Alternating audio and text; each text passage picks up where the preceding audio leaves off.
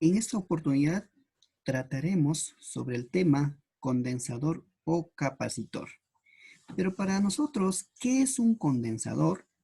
Un condensador, también conocido como capacitor, es un componente eléctrico utilizado en los circuitos eléctricos y electrónicos, que tiene la capacidad de almacenar energía eléctrica mediante un campo eléctrico. Su unidad está dado en faradios, que se conoce con F. Su simbología en general son estos dos, uno con líneas paralelas que no tiene polaridad y el otro es curviado y este curviado es lado negativo. Entonces, vamos a analizar los tipos de condensadores.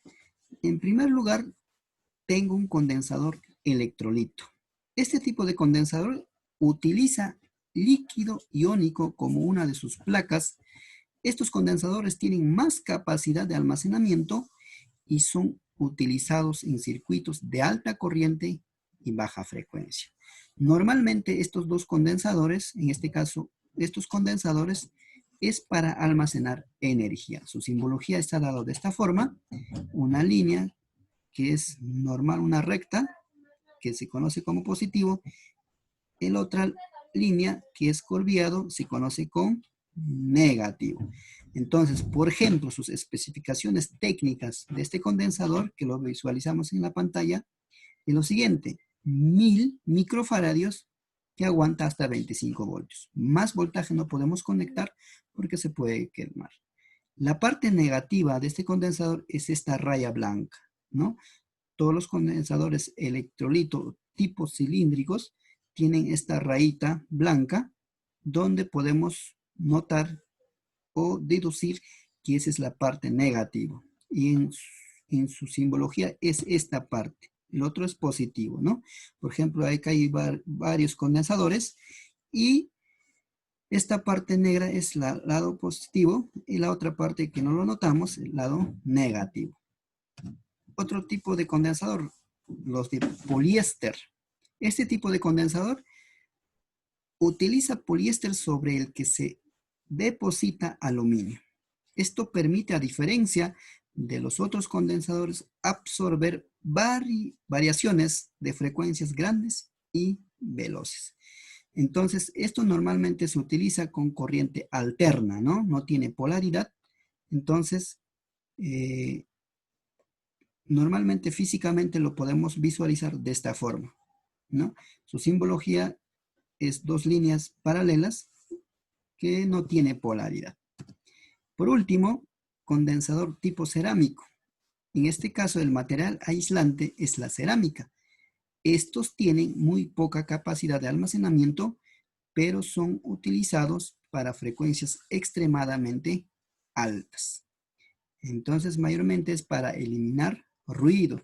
Entonces, conocidos también como tipo lenteja, ¿no? Tenemos un condensador que no tiene polaridad. Su simbología es esta. Entonces, por ejemplo, aquí, ¿no? Aquí están los condensadores cerámicos. Acá hay dos. Una es esta y esta de acá, el color naranja.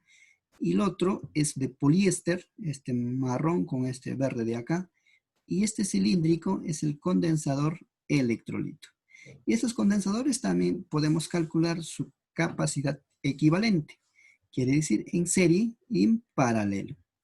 Entonces, si nos acordamos de las resistencias en serie se sumaban y en paralelo se multiplicaban. Pero en este caso, en los condensadores, lo que se hace es lo contrario. En serie se multiplican o se calculan mediante fracción.